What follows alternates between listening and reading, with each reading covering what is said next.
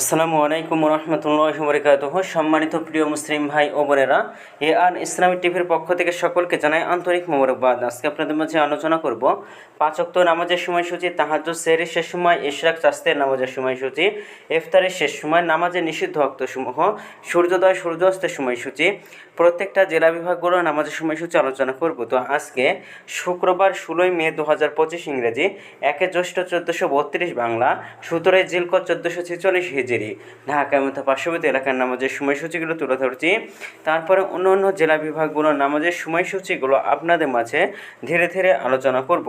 আজকে ঢাকা এবং তার পার্শ্ববর্তী এলাকার তাহাজ্জুদ এবং সেহরির শেষ সময় হলো 3টা 52 ইফতারের সময় সন্ধ্যা 6টা 45 মিনিটে, ইশরাক এবং চাস্তের নামাজের রক্ত একই সময় 5টা 39 থেকে 11টা 49 পর্যন্ত এই সময়গুলোতে নামাজ পড়তে পারবেন।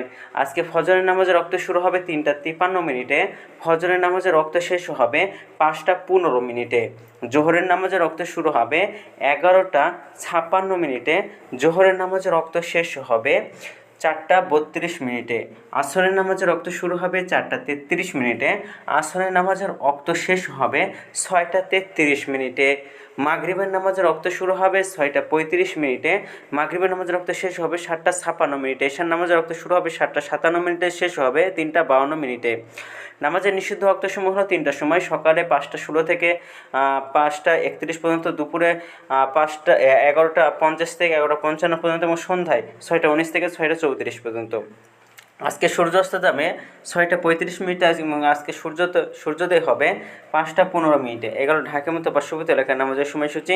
এখন আলোচনা করব বিভাগীয় শহরের জন্য উল্লিখিত সময়ের সঙ্গে যেসব বিভাগের সময় আপনারা যোগ বিয়োগ করবেন তা হলো এই, অর্থাৎ বিয়োগ করবেন চট্টগ্রামে 5 মিনিট এবং সিলেটে 6 মিনিট কম করবেন। ঢাকার মতো পার্শ্ববর্তী এলাকায় যে নামাজের সময়সূচিটা রয়েছে সেখানে চট্টগ্রামে 5 মিনিট এবং সিলেটে 6 মিনিট কম করবেন। যোগ করবেন খুলনাতে 3 মিনিট, রাজশাহীতে 7 minute, Rangpur 8 minute, Barishal 1 minute বেশি করবেন। ঢাকার মতো পার্শ্ববর্তী এলাকায় যে নামাজের সময়সূচিটা রয়েছে সেখান থেকে কয়েকটা বিভাগে বেশি করবেন।